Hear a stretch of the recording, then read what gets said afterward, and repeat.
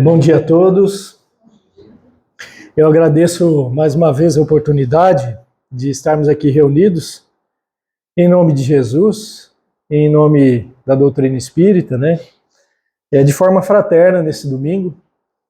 É o nosso objetivo aqui que nós possamos sairmos daqui melhor do que nós chegamos, que cada um receba no seu íntimo aquilo que veio buscar e que a gente possa estender essa harmonia aos nossos lares, aos nossos ambientes de trabalho, ao longo da nossa semana, para que aí no próximo domingo estejamos aqui novamente reunidos desta forma. Mais uma vez, gente, eu escolhi um tema relacionado a Jesus, e isso não é novidade, né? Eu agradeço, Fernando, por falar do novo palestrante, acho que era um outro aspecto, né, Fernando? Até me senti bem com isso. Mas brincadeira à parte, a gente sempre procura trazer algo no domingo que é relacionado ao Evangelho.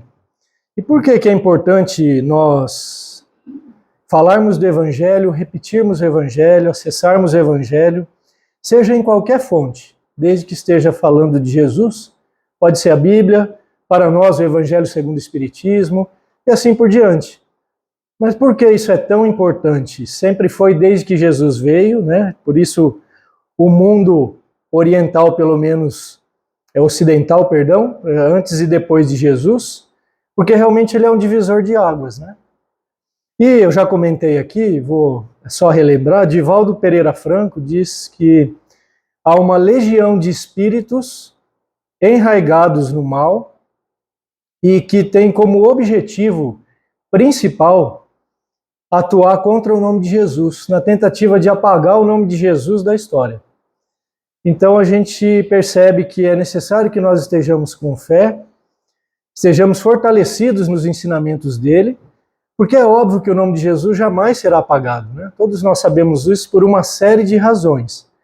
Mas isso quer dizer que nós estamos o tempo todo sendo assediados, vamos dizer assim, pelos nossos próprios pensamentos, que são coisas nossas, pelos pensamentos externos que estão aí no coletivo, uma vez que nós, né, quando sintonizamos numa faixa vibratória, nós somos captadores.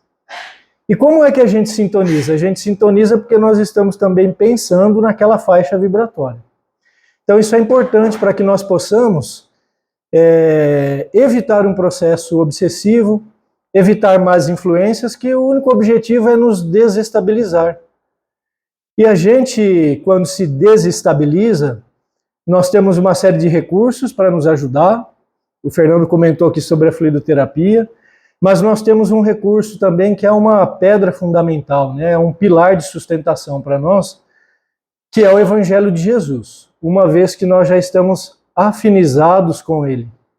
Porque pode ser que há pouco tempo, ou reencarnações passadas, talvez nós não estivéssemos, né? Não sei. Mas hoje nós estamos e pretendemos seguir firmes nesse propósito. A gente tropeçando ou não, mas seguir firme, tá bom? Então, dentro disto, o tema de hoje é a parábola do bom samaritano. A parábola do bom samaritano está no capítulo 15 do Evangelho segundo o Espiritismo, e que o título deste capítulo, né, Fora da caridade não há salvação. Então, a parábola em si, ela vem de um diálogo de Jesus, ou de suas explanações, em que ele está comentando sobre aqueles que estarão, né, no momento do juízo, vamos dizer assim, que estarão do lado direito ou do lado esquerdo, fazendo uma alusão no sentido figurado, daqueles que levaram a sua vida pautada num propósito do bem, de ajudar os outros, de ajudar a si mesmo, de contribuir de forma positiva com a vida. Que esses estariam salvos, estariam do seu lado direito, né, nessa sequência. E aqueles que pautaram sua vida no mal, procurando não contribuir com ninguém, muitas vezes até prejudicando, neste momento de julgamento perante o Pai Celestial, estariam do seu lado esquerdo. E ele vai falando a respeito disso sobre, para os discípulos, né, e para aqueles que estão ouvindo, sobre nós temos todos aqueles menores ou mais pequeninos, é traduzido dessa forma, que nós ajudamos, né, dando um amparo, seja ele material, seja ajudando em relação à fome, acolhendo em relação à saúde, em relação a um teto que o possa proteger. Tudo isso que nós fizemos com o intuito do bem, nós estávamos fazendo para ele. É nesse sentido resumido o diálogo. E todo aquele que nós deixamos de ajudar, em qualquer aspecto também, nós deixamos de fazer para ele. Ele quem? Jesus. Então Jesus vai comentando a respeito disso, e aí ele entra num segundo ponto, que é onde Allan Kardec extrai esse trecho, que está no Evangelho de Lucas, capítulo 10, 25 a 37, que é sobre a parábola do bom samaritano. E diz assim: então, levantando-se, disse-lhe um doutor da lei para o tentar.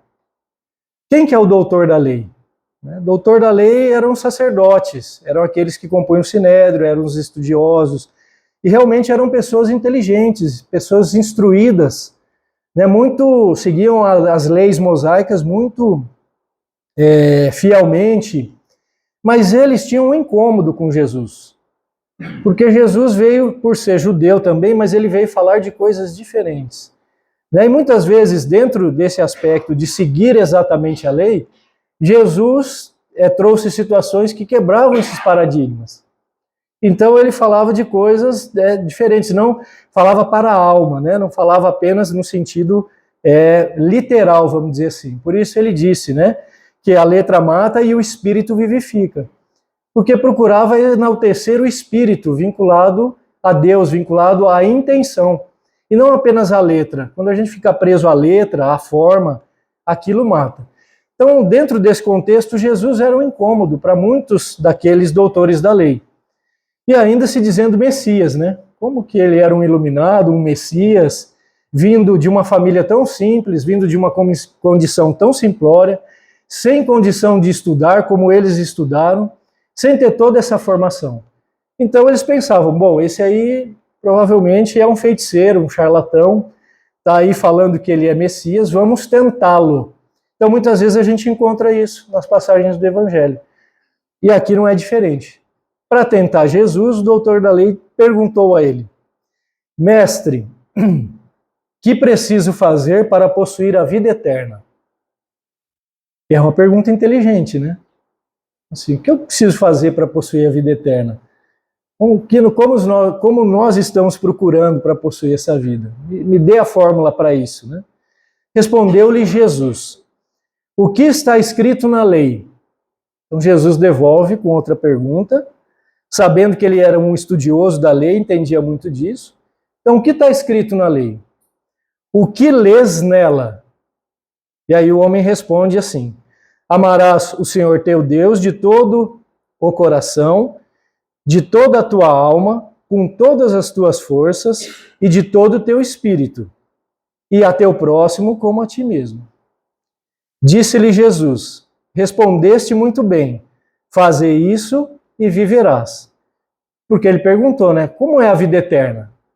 Jesus devolveu e falou: quer viver a vida eterna? Faz isso e viverás. Ou seja, esteja alinhado com Deus, que é o teu Criador, que é aquele responsável por tudo, mas também ame esse Deus, mas ame o teu próximo. Terás a vida eterna. Mas o homem, querendo parecer que era um justo, diz a Jesus: quem é o meu próximo? Outra pergunta inteligente, Quem é o meu próximo? Porque Deus está tudo certo. Então, amarás a Deus? Ok. E o teu próximo? Mas quem é o meu próximo? E por que essa pergunta de quem é o meu próximo, Porque eles viviam em nada muito diferente de hoje, gente? Nós vivemos meio em turmas assim, Ou castas, ou grupos, ou países, e alguns não têm afinidades com outros, São inimigos. Naquela época não era diferente. Então ele pergunta a Jesus, quem é o meu próximo? Por quê? Porque os judeus e os samaritanos, eles não se combinavam, vamos dizer assim. Eram povos inimigos. Então, quando houve a cisão, eram 12 tribos, 2 tribos do sul permaneceram na capital Israel, E as 10 tribos do norte permaneceram na capital, Samaria. Mas eram povos que não se entendiam, né? Se um visse o outro na rua, passava longe, senão dava briga. Então é mais ou menos isso. Quem que é meu próximo? Vamos ver o que é que Jesus vai responder agora.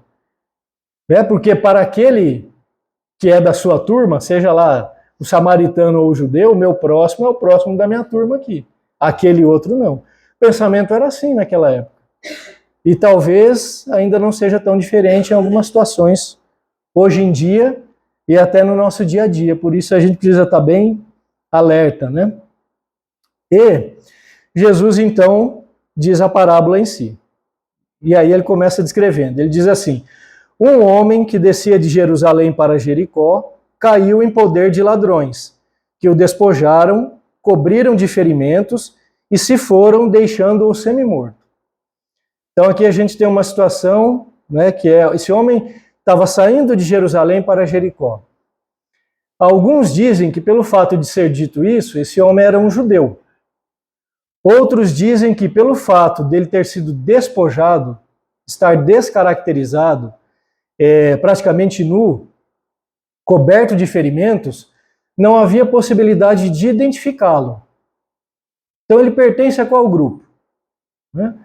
Fica uma questão nesse sentido. E alguns dizem não, ele era judeu mesmo. Bom, muito bem, a gente vai entender por que isso é importante.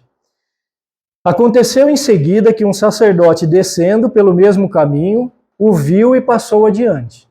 Então o sacerdote passou, viu aquele homem naquela situação, foi embora. Um levita que também veio àquele lugar, tendo-o observado, passou igualmente e foi adiante. Levitas normalmente ajudavam no templo também, os sacerdotes, eram estudiosos da lei também, né? Mas não parou, por alguma razão, foi embora. Mas um samaritano que viajava, chegando ao lugar onde jazia aquele homem, e tendo-o visto, foi tocado de compaixão. Então o samaritano, a mensagem de Jesus, ele estava falando com o doutor da lei, judeu, ele deu 2 exemplos desses estudiosos da lei, sacerdote e levita, e ele traz na parábola dele que quem parou para ajudar e foi tocado de compaixão foi o samaritano. Né? Muito bem. Diz assim, que o samaritano aproximou-se dele, deitou-lhe óleo e vinho nas feridas e as pensou, ou seja, as enfaixou, né? Depois, pondo-o no seu cavalo, levou-o a uma hospedaria e cuidou dele. No dia seguinte, tirou 2 denários e os deu ao hospedeiro, dizendo: trata muito bem deste homem, e tudo o que despenderes a mais, que gastares a mais, eu te pagarei quando regressar. E aí Jesus volta para o doutor da lei e pergunta a ele: qual destes 3 te parece ter sido próximo daquele que caíra em poder dos ladrões? O doutor respondeu: aquele que usou de misericórdia para com ele. Então diz Jesus: vai e faze o mesmo. Então a gente percebe aqui que o sacerdote, quando Jesus pergunta no final, voltando um pouquinho, ele nem usa o nome samaritano, né? Porque de tanto que eles tinham assim desavença, ele falou: olha, é aquele que usou de misericórdia para com ele. Ou seja, é aquele que está mais alinhado com a primeira lei lá, que amarás o teu Deus, porque misericórdia, compaixão, é algo em que nós somos tocados, não importa a situação, mas isso está alinhado com a lei de Deus, né? É um sentimento do qual o samaritano demonstrou. Então, nesse sentido, a gente percebe um aspecto muito importante no começo da parábola, que são esses 2 mandamentos que são ditos como os principais, os que resumem tudo para que nós possamos ter essa vida eterna, do qual perguntou o sacerdote. Porque existiam mais de 600 mandamentos. Existem ainda. Mas Moisés, muito sabiamente, resumiu isso em 10, e que se nós levarmos esses 10 para a nossa vida, nós, enquanto eu digo nós em humanidade, nós teremos júbilos em nossas vidas, mas Jesus traduziu os 10 em 2. Amarás o teu Deus de todo o teu coração, toda a tua alma, todo o teu espírito. que é o nosso Criador, e o teu próximo como a ti mesmo. Quando a gente pensa em amar a divindade, tudo que nós temos, as situações em que nós nos encontramos, tudo isso, nós somos divinos, porque partimos desse Deus que nós não entendemos ainda exatamente o que é, de tão grandioso que ele é. Mas nós somos divinos, porque partimos dele. Então, esse é um ponto. Preciso amá-lo? Jesus está nos instruindo que sim, para que nós não nos afastemos dele, né? Para que não venhamos a ter problemas maiores. Toda vez que a gente se afasta muito de Deus, seja no aspecto só religioso ou não, mas dessa conexão com a nossa criação, geralmente nós sentimos, no mínimo, um vazio. No mínimo, nós nos sentimos em desajuste e às vezes não percebemos de onde isso vem. Nós podemos ter tudo no campo material, isso, aquilo, mas fica uma falta. Não supre. A gente pode viajar para tudo quanto é lugar. Já conheci o mundo inteiro, mas fica uma falta. Isso é muito íntimo, mas tem uma relação com a gente não aceitar esse Criador nesse sentido. E o próximo como a ti mesmo. Ora, se nós amarmos o próximo como a nós mesmos, como diz Kardec depois lá explicando, como é que alguém vai amar o próximo se não ama a Deus?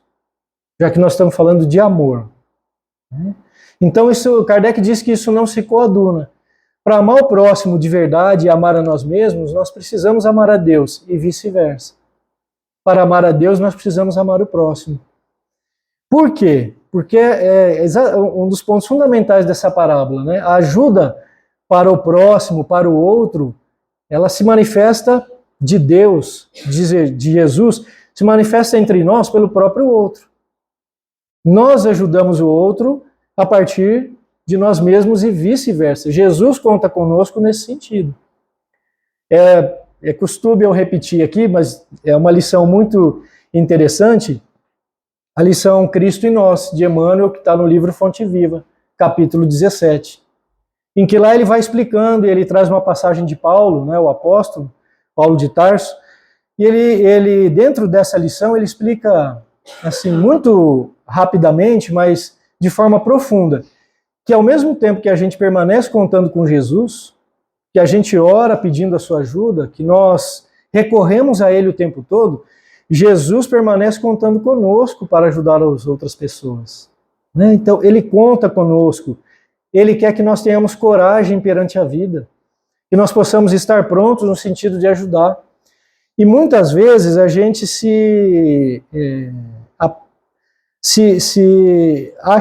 acha que nós não temos, como é que eu acho a palavra, mas que nós não temos condição de ajudar, porque somos ainda muito pequenos ou porque o que a gente faz é muito simples. Mas tudo que é feito dentro do intuito de contribuir para o bem, ou com amor, com misericórdia, nada disso é pequeno, gente. Emmanuel diz assim, olha, como é que nós vamos estar prontos para fazer coisas grandes se não estamos prontos ainda para fazer as pequenas? Então é intrínseco nós, como ser humano, ter vontade de fazer coisas assim grandiosas e tal, né? Até porque na nossa sociedade é mais reconhecido quem é às vezes vultuoso nesse aspecto. Mas se nós não fizermos a contribuição nas coisas menores, que começam dentro do nosso lar, né?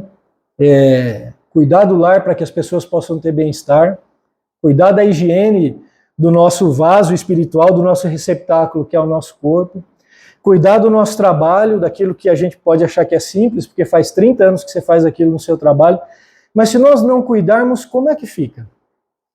Como é que as coisas vão permanecer minimamente em harmonia? Então esse todo que está aí em equilíbrio, em harmonia, ele depende disso que é menor. E a parábola vem falar disso, né? O próximo como a nós mesmos. Então, para amar o próximo, precisamos nos amar. E a partir do momento que a gente entra nisso de amar o próximo como a nós mesmos, vem o outro ensinamento de Jesus, que é não fazer aos outros aquilo que nós não gostaríamos que nos fizessem. Que é muito conhecido de todos nós, né? Estou chovendo no molhado. Mas isso é tão importante porque, enquanto humanidade, quando a gente conseguir realmente todos, por isso vai demorar mesmo, e está tudo certo, mas todos agirmos desta forma, já antecipadamente no pensamento, antes de qualquer ação, antes de qualquer conversa, de qualquer palavra, quando nós conseguirmos realmente agirmos assim, nós não teremos mais contendas entre nós. Nós não teremos mais competições, nós não teremos mais problema em elogiar alguém e falar, olha, realmente o que você fez é melhor do que eu. Veio aqui, deu uma palestra melhor que a minha. Ótimo, né? Todo mundo sai ganhando. Dentro do nosso lar, às vezes, sem querer, a gente está competindo com a esposa, com o marido, com o filho, porque nós temos ainda um pouco desse egoísmo, né? Desse orgulho em certas coisas. E eu me coloco muito nisso, né? Primeiro a ter que exercer, sou eu que estou aqui, escolhi o tema para falar. Porque isso não é falsa modéstia, porque é uma dificuldade nossa mesmo. Mas a partir do momento que a gente agir assim enquanto sociedade, vai ser gentileza gera gentileza, como é o ditado também lá que surgiu no Rio de Janeiro, né? A gente não vai ter mais problema. Então é um convite.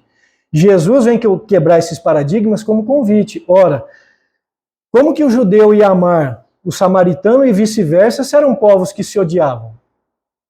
Pessoas que se odiavam, que às vezes chegavam a ponto de ocorrer assassinatos, dependendo da situação. Eram povos que guerreavam. Você vem falar que eu tenho que amar o próximo, Jesus, por isso ele incomodava tanto, né? E aí dentro então desse contexto, Jesus traz justamente o samaritano para ser uma lição para o judeu, nesse sentido. Né? E o judeu, ele realmente foi tocado de compaixão. Ele, identificando ou não quem era aquele homem, não importa, né? Mas ainda que ele não tenha identificado, ele agiu com compaixão naquela situação, que está de acordo com amar a Deus. Né? Então a parábola ela vem justamente nesse ponto central para a gente refletir. E Allan Kardec, já no item seguinte, logo após ele trazer esse trecho da parábola, ele comenta o seguinte, reflexões dele, que toda a moral de Jesus, ela se resume na caridade e na humildade, isto é, nas duas virtudes contrárias ao egoísmo e ao orgulho, que são as duas maiores chagas da humanidade, é o que vem nos atrasando. Porque ou a gente acha que é melhor, ou, enfim, N situações para isso. E Kardec diz assim, em todos os seus ensinos, Jesus aponta essas duas virtudes como as que a conduzem à eterna felicidade. O homem lá não perguntou na parábola, né, para que eu faço para ter a vida eterna? Kardec diz que, olha, se a gente conseguir abafar, combater o egoísmo e o orgulho, e começa naturalmente a aflorar então a caridade e a humildade, nós estamos a caminho dessa eterna felicidade, que é o que a gente vem buscando, é o que a gente vem procurando, e a gente tendo alegrias já está bom, porque felicidade é um estado pleno, é um estado muito maior, mas a gente busca isso é intrínseco em nós, né? E Kardec então traz nesse trecho de suas reflexões, ele repete de forma sucinta as bem-aventuranças. E aí ele diz, olha, bem-aventurados os pobres de espírito, ou seja, os humildes. Pobreza de espírito é nesse sentido. Né? Chico Xavier é um exemplo que a gente relembra muito, né? Porque foi um homem que foi vilipendiado várias vezes. Chico apanhou, cuspiram na cara do Chico, afastaram o Chico da igreja, quando ele ainda fazia catecismo com algumas crianças, não podia fazer mais, ele foi fazer lá no quintal da casa dele, não tinha o que dar para comer, e assim tem N histórias de Chico Xavier, né? Desde o seu começo. E ele era um homem que às vezes as pessoas chegavam, Chico, eu não vou deixar alguém falar desse jeito com você. Nós espíritas mesmo, né? E tá certo que a gente tem um senso de justiça. Às vezes vinha alguém maltratando ele, falava, não, mas eu não achei que ele me maltratou. A visão é diferente, né? Um espírito já que está nesse grau de humildade aqui, né? O orgulho já não que a gente tenha que ser vilipendiado e ficar quieto, né? Isso, quantas vezes Jesus nos chamou a atenção? A gente tem aqui os exemplos dele, né? Mas é a gente deixando um pouco de lado esse orgulho. E diz, então, essa pobreza de espírito vem nesse sentido, né? E ele continua dizendo assim, ó, isto é, são aqueles humildes, que deles será o reino dos céus.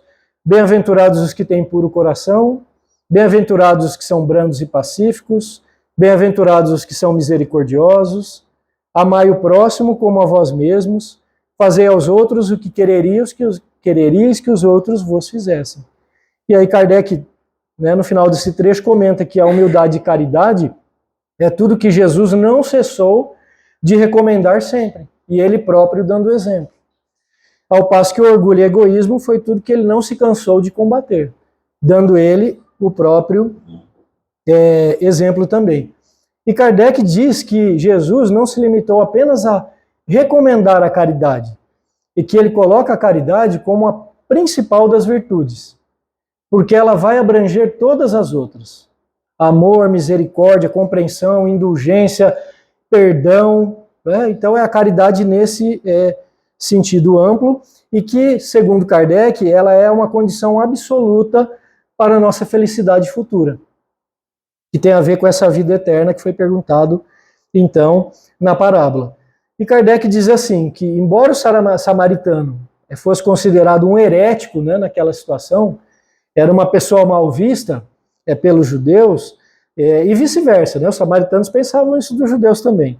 Jesus coloca esse samaritano para trazer o ensinamento ali naquele momento, mexer, né, com os pensamentos do sacerdote, ele coloca o samaritano acima do ortodoxo, mas não para humilhar, acima no sentido de ter sido tocado pela compaixão.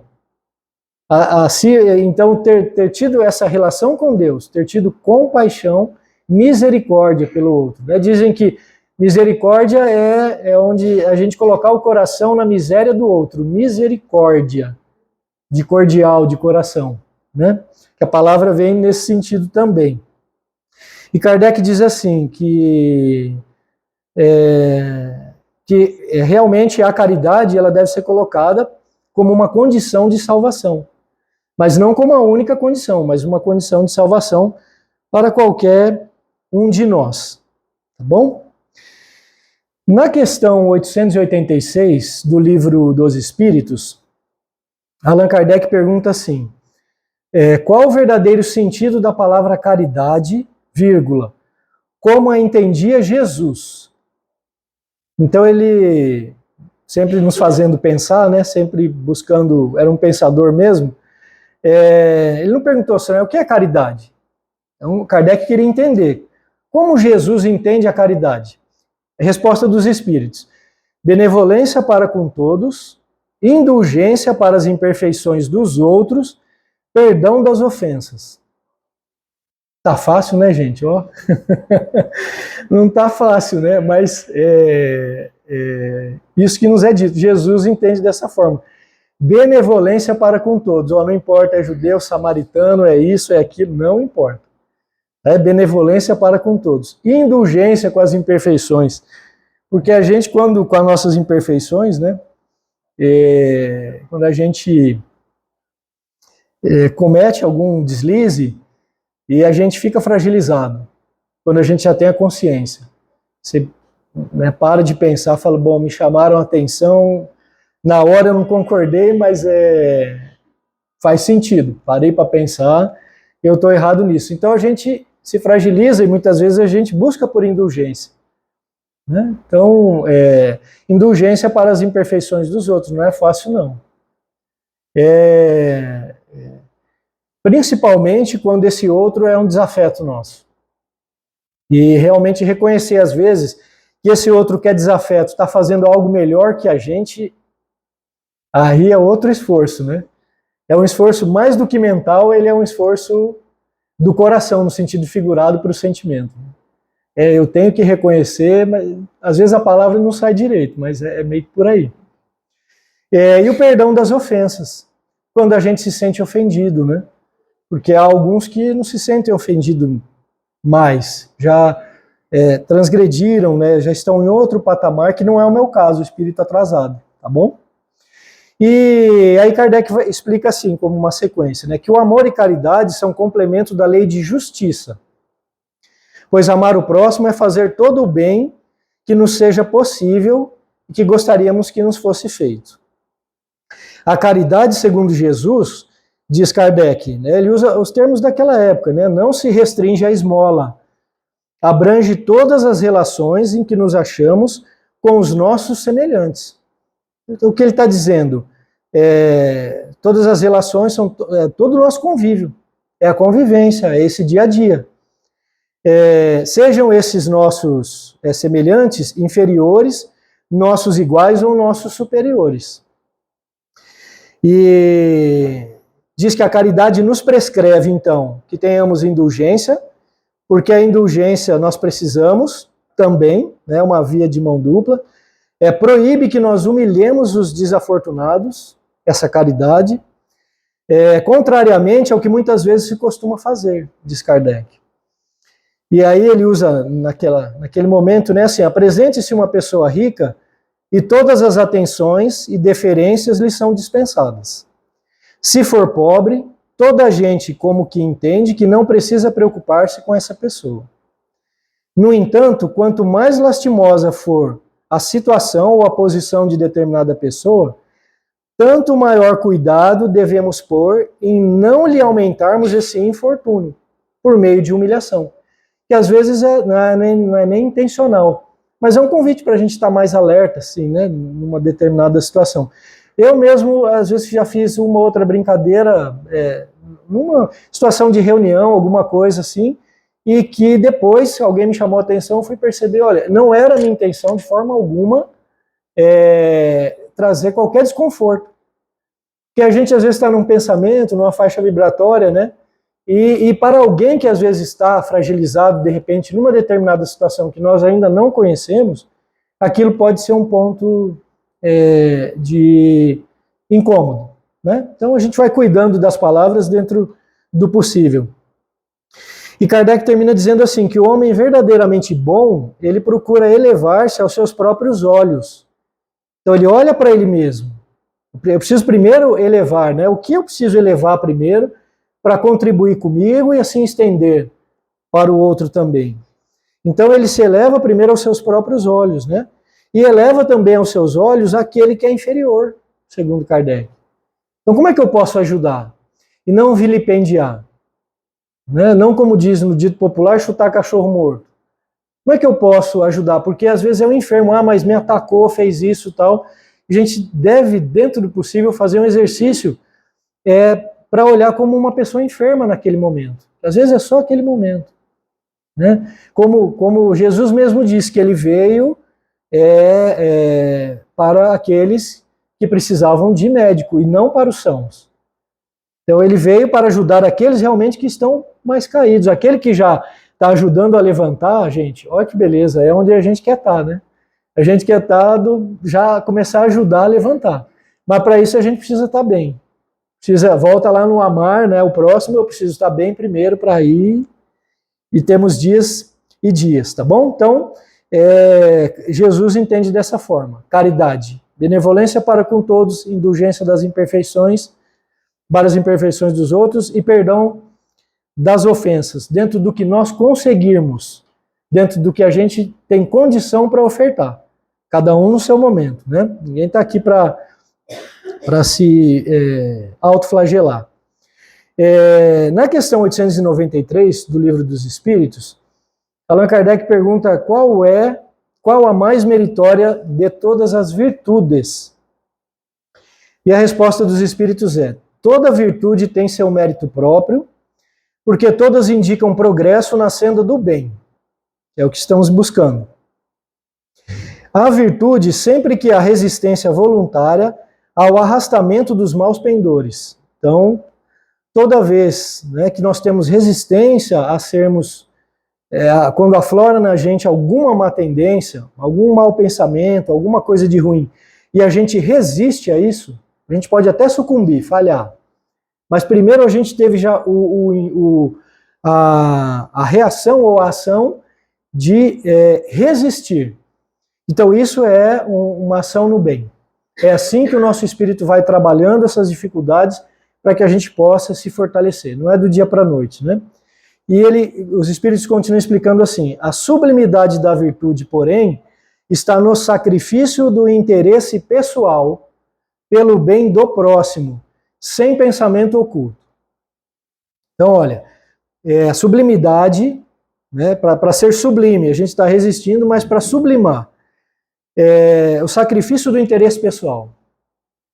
Bom, eu já fui bastante para frente, eu já ganhei muito com isso aqui, eu vou dar um pouquinho a chance para esse nosso amigo aqui. né?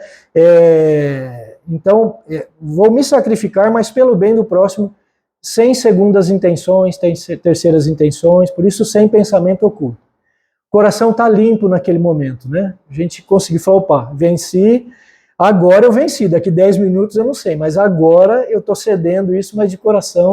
Isso aqui é para ajudar, é para o meu filho, é para minha filha, é para o meu pai, e às vezes no trabalho também, né? Não é fácil, mas é um convite. E ele diz que assim, olha, a mais meritória das virtudes é a que se assenta na mais desinteressada caridade, que o nosso tema aqui é caridade, junto com a parábola do bom samaritano. Então é a caridade de forma desinteressada. Por isso Kardec fala, né? A caridade abrange tudo. Porque é isso, ela abrange todas as virtudes.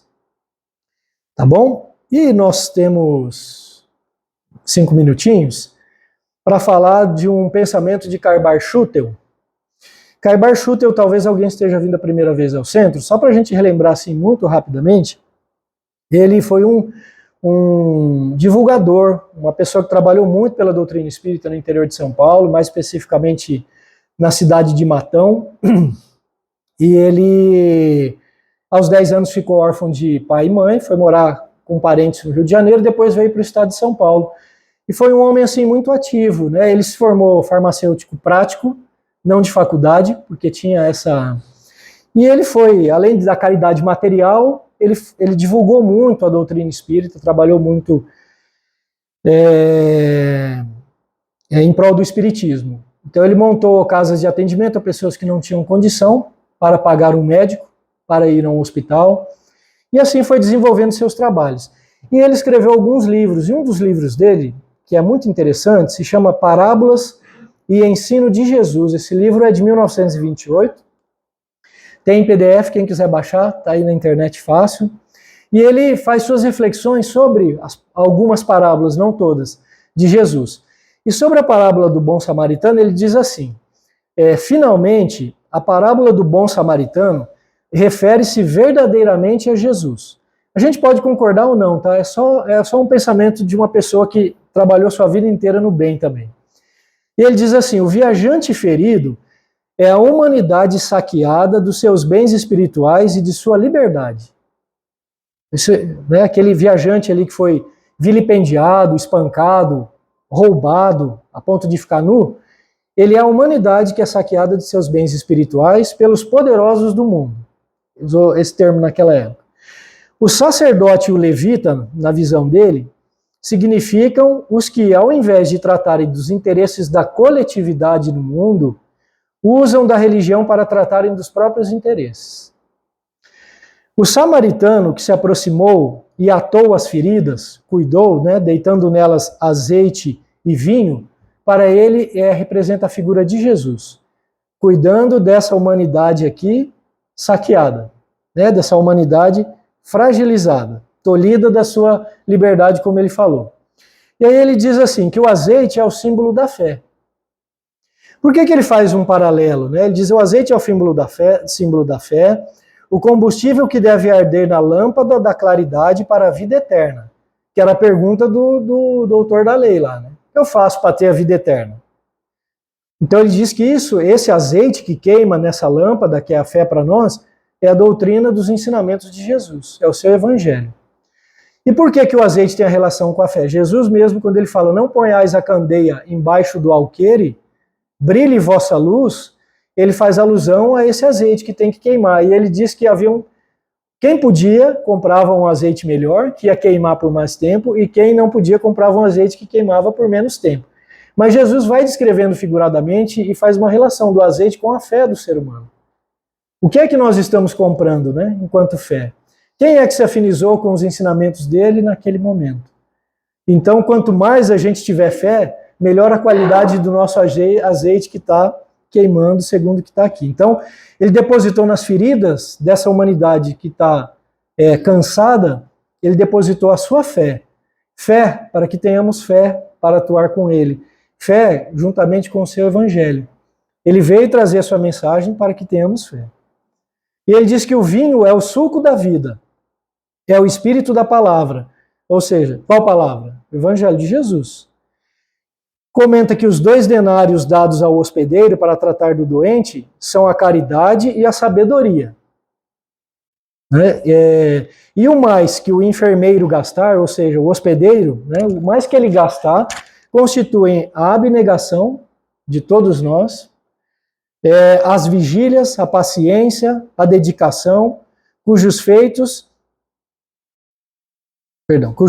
serão todos recompensados.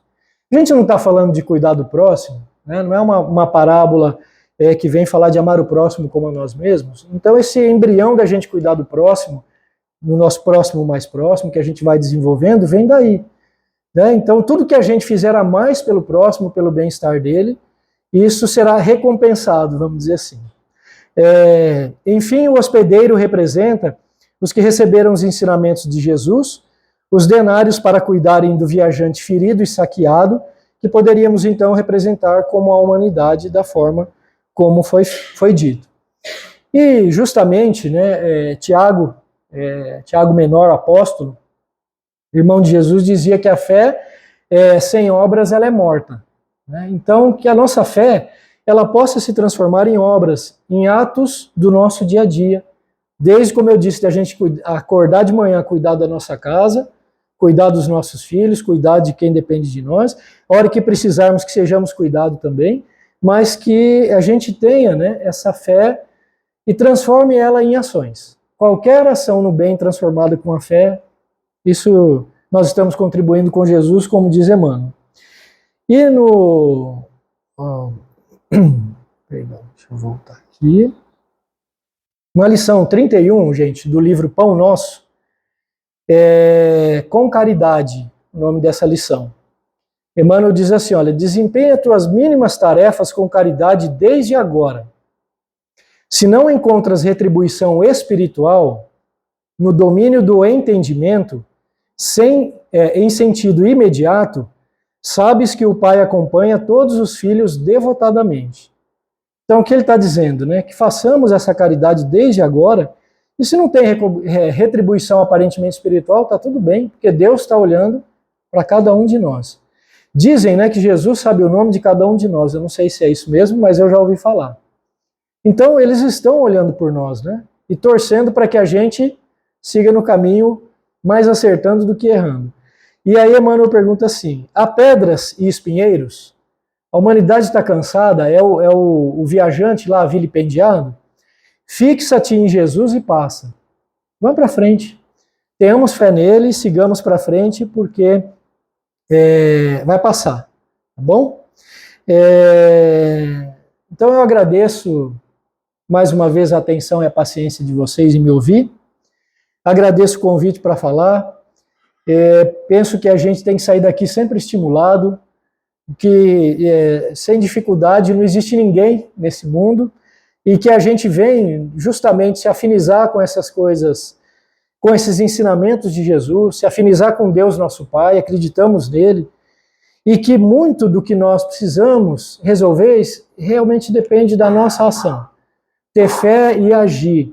Porque se a gente depositar tudo na mão de Deus, né, depositar tudo nos ombros de Jesus, fica muito difícil. Porque, como ele mesmo disse, ajuda-te que o céu te ajudará. Então, às vezes não vem, gente, no tempo que a gente quer, da forma que a gente quer, na hora que a gente quer. E aí, às vezes, a gente fala assim, mas está demorando 10 anos também, precisava ser tanto? Por alguma razão, às vezes precisava. O que a gente não pode é esmorecer. Né? Então, Jesus disse, pegue a sua cruz e siga-me. Ele não disse, olha, traga a sua cruz aqui para mim, que eu também vou botar na minha costa e a gente vai seguir junto. Ele quer seguir junto, mas ele disse, pegue a sua e venha, né? Siga-me. Por quê? Porque é necessário que cada um de nós façamos a nossa parte, por alguma razão.